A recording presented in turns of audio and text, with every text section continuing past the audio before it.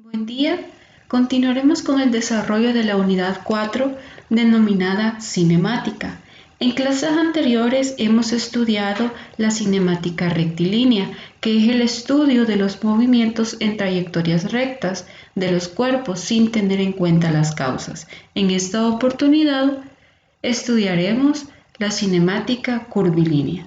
Las trayectorias rectas no son el único tipo de movimiento. Hay una diversidad de trayectorias: elíptica, parabólica, circular. En la circular nos enfocaremos en esta oportunidad nosotros. En nuestro entorno estamos rodeados por objetos que describen trayectorias circulares. Por indicar algunos ejemplos podemos mencionar la aguja del velocímetro de un automóvil, las aspas del ventilador, la rueda de la fortuna, un auto en una curva, una unidad de disco de computadora y muchos ejemplos más. Pero, ¿qué es el movimiento curvilíneo? El movimiento de un cuerpo es curvilíneo cuando describe una trayectoria curva de acuerdo al sistema de referencia elegido.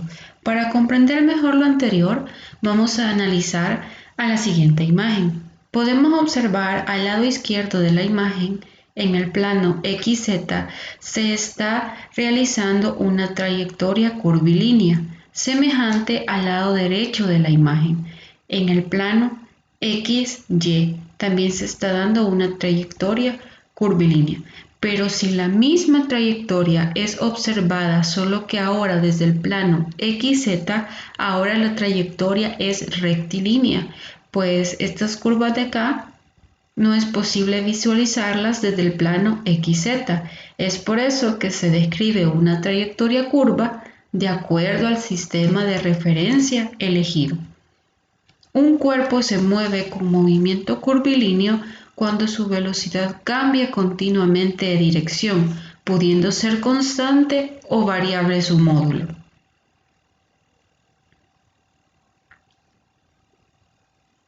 Ahora vamos a hablar un poco de las características de los movimientos curvilíneos. La primera característica es que el vector velocidad es tangente a la trayectoria, como lo podemos observar en la siguiente imagen. Los cambios en dirección del vector velocidad implican una aceleración no paralela a la velocidad. El sentido de la aceleración es hacia dentro de la trayectoria curvilínea descrita, como lo podemos observar en la imagen. Y por eso se llama aceleración centrípeta, que significa que busca hacia el centro, en griego. Otro nombre que recibe es aceleración radial, lo que veremos más adelante con más detalle. Otra característica es que todo movimiento curvilíneo es un movimiento acelerado. Desde el momento que varíe la dirección de la velocidad, ya hay aceleración. El primer movimiento que estudiaremos es el movimiento circular uniforme, que se abrevia como MCU. Entre sus características están que su trayectoria es una circunferencia. Su velocidad posee módulo constante, siendo su dirección continuamente variable. Eso lo podemos observar en la siguiente imagen. Podemos identificar que en diferentes puntos de la trayectoria la dirección del vector velocidad va cambiando, dependiendo en qué punto esté. Como indicábamos, la magnitud del vector velocidad es igual, pero la dirección va cambiando. Otra característica importante es observar que la aceleración es perpendicular al vector velocidad y apunta siempre hacia el centro de la trayectoria. Eso lo podemos observar en la imagen.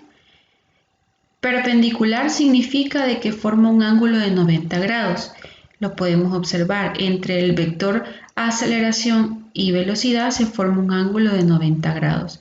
Y no importa en qué punto de la trayectoria, siempre la aceleración está apuntando hacia el centro. Bien, A veces se puede entrar en conflicto por el hecho de que en este movimiento la magnitud del vector velocidad es constante y cómo es posible que se tenga aceleración. Para eso vamos a recordar la definición de la aceleración, que es la derivada de la velocidad con respecto al tiempo. La aceleración, como observamos, es un vector que puede ocurrir de dos formas: por un cambio en la magnitud de la velocidad o un cambio en la dirección, que en este caso, que el que va cambiando es la dirección del vector velocidad. En este movimiento se observará que se mezcla dos tipos de magnitudes: lineales, que están relacionadas con longitudes, y angulares, que están relacionadas con ángulos o con arcos. Eso lo podemos observar en la siguiente imagen. Si se está inicialmente en el punto 1 y se mueve hasta el punto 2, que representamos aquí como P2, se recorre una distancia de arco, identificada como delta S, y a la misma vez se está recorriendo un ángulo, que identificamos como delta θ. Para encontrar el ángulo barrido al recorrer un arco de longitud, se utiliza la siguiente ecuación, en donde delta θ es el ángulo barrido al recorrer un arco de longitud delta S en el movimiento circular uniforme.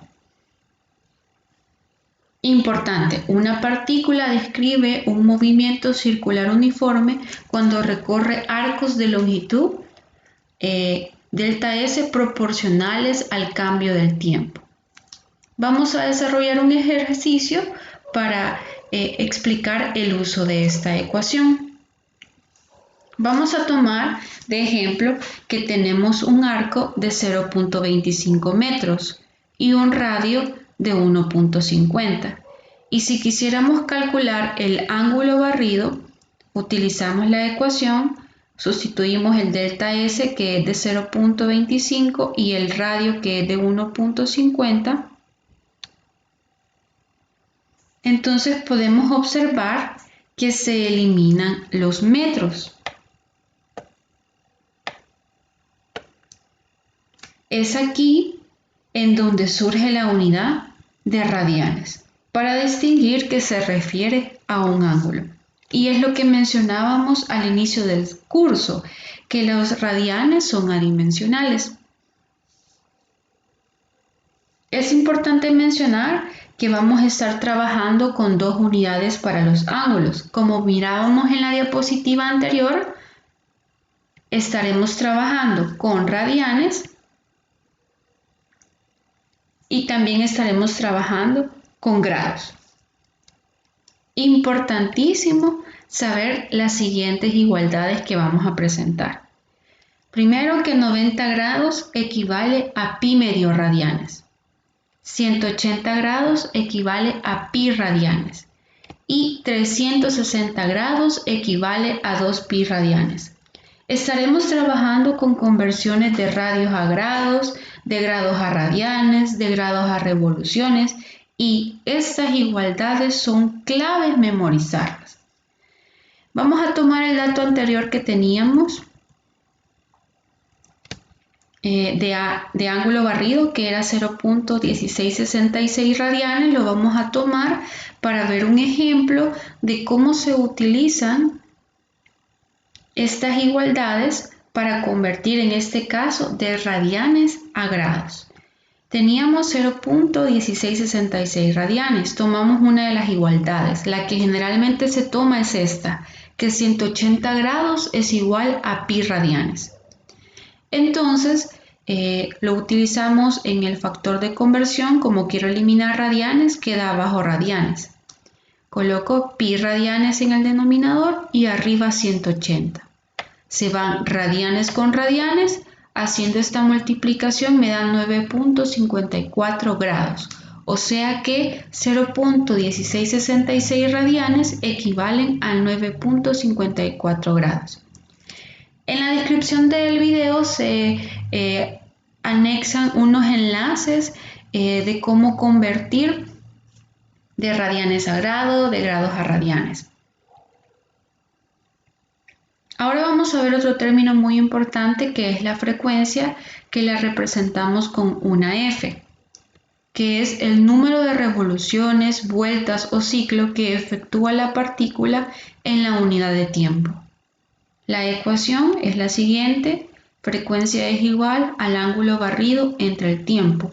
Las unidades son revoluciones por segundo, que también se representa de la siguiente forma, RPS. Las unidades en el sistema internacional, Hertz, las dimensiones T a la menos 1. Bien, es muy importante saber que vamos a estar trabajando con estos términos y importantísimo saber que una vuelta o una revolución o un ciclo equivalen a 360 grados o que es igual a 2pi. También en muchos ejercicios la frecuencia se la van a dar en revoluciones por minuto y debe de convertirse a revoluciones por segundo. Cada vez que un dato tenga unidades de revoluciones por segundo o revoluciones por minuto, tenemos que saber que nos estamos refiriendo a la frecuencia. El otro término importante es el período, que representamos con una T mayúscula, que es el tiempo que tarda la partícula en efectuar una revolución completa. Es el inverso de la frecuencia y también la frecuencia es el inverso del período. Las unidades en el sistema internacional son segundos, las dimensiones son T. En el movimiento circular uniforme, la rapidez instantánea es igual a la rapidez media, por ser un movimiento uniforme. Bien, recordemos el concepto de rapidez media, que era la distancia recorrida entre el tiempo. Pero en este caso, como es una trayectoria circular la que estamos analizando, la distancia recorrida es igual a 2πr o 2pi por el radio, que es el arco, en un tiempo t que es igual al período. Entonces podemos plantear la siguiente ecuación, que la rapidez es igual a 2pi por el radio entre el período. Esta ecuación es importante incluirla en el resumen de fórmulas. Podemos describir el movimiento rotacional del cuerpo en términos de la razón de cambio del ángulo, de forma análoga a como describíamos en el movimiento rectilíneo. Comenzaremos definiendo la rapidez angular media, que es la magnitud de la velocidad angular, al igual que la rapidez ordinaria. Se representa con la letra griega llamada omega. Para el movimiento circular uniforme se cumple que el ángulo barrido es directamente proporcional al cambio del tiempo, pero como sabemos en física no trabajamos con proporcionalidades. Entonces sustituimos este símbolo de proporcionalidad por un igual y una constante, en donde la constante es igual a la rapidez angular media. Entonces planteamos la siguiente ecuación, que la rapidez angular media es igual al ángulo barrido entre el tiempo.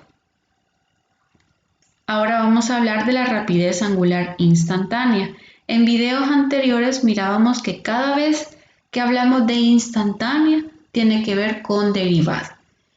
Este caso no es la excepción. La rapidez angular instantánea es la derivada de la posición angular con respecto al tiempo.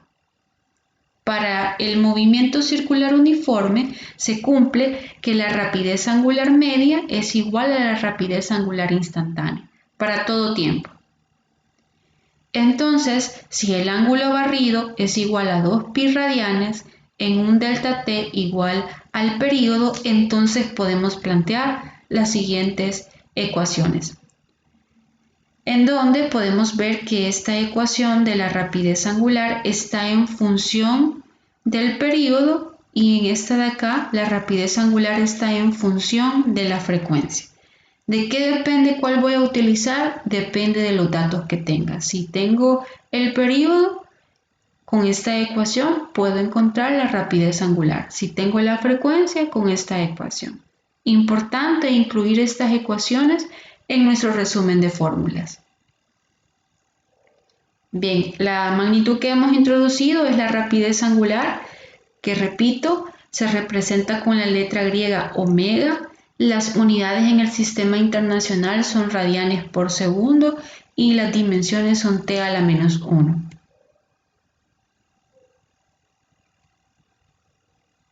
La velocidad angular media no tiene consistencia, ya que los ángulos de rotación grandes no se comportan como magnitudes vectoriales.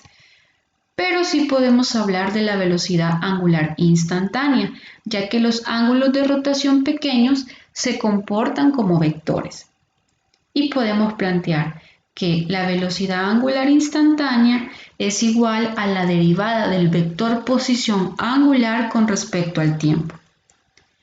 Para el movimiento circular uniforme se cumple de que la magnitud de la velocidad angular instantánea es igual a 2pi sobre el periodo. Bien, muy importante. En este video hemos introducido un nuevo concepto de rapidez, entonces vamos a estar trabajando con dos tipos de rapidez y es importante tener claro qué representa cada uno para no confundirla. La primera, que es la rapidez lineal, que es con la que estábamos trabajando desde videos anteriores, que la representamos con una V que nos indica la razón de cambio de una distancia recorrida con respecto al tiempo.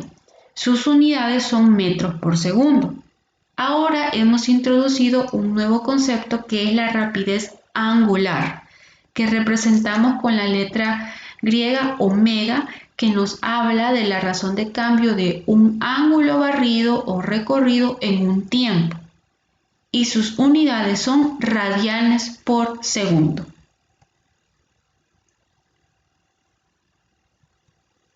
Ahora vamos a hablar de la aceleración centrípeta, normal o radial. Radial viene del nombre que va sobre el radio, que representamos como A sub c. Antes de comenzar a hablar de la aceleración centrípeta, recordemos algunos conceptos anteriores, como es aceleración lineal media, que es el cambio de velocidad con respecto al tiempo. La aceleración lineal instantánea, que es la derivada de la velocidad con respecto al tiempo, o también la segunda derivada de la posición con respecto al tiempo. En base a estas dos definiciones podemos ahora hablar del módulo de la aceleración centrípeta, que podemos observar las ecuaciones. La aceleración centrípeta es igual a la velocidad lineal al cuadrado entre el radio o la rapidez angular al cuadrado por el radio. Bien, ¿qué nos está indicando acá? Que la aceleración centrípeta la podemos calcular de dos formas. De esta ecuación, si lo que conocemos es la velocidad lineal, y de esta ecuación, si lo que conocemos es la velocidad angular. En el movimiento circular uniforme carece de aceleración angular, ya que la velocidad angular es constante. Bien, el desarrollo del ejemplo 9 y ejemplo 10 se anexará en otro video. Muchísimas gracias por su atención. Hasta la próxima.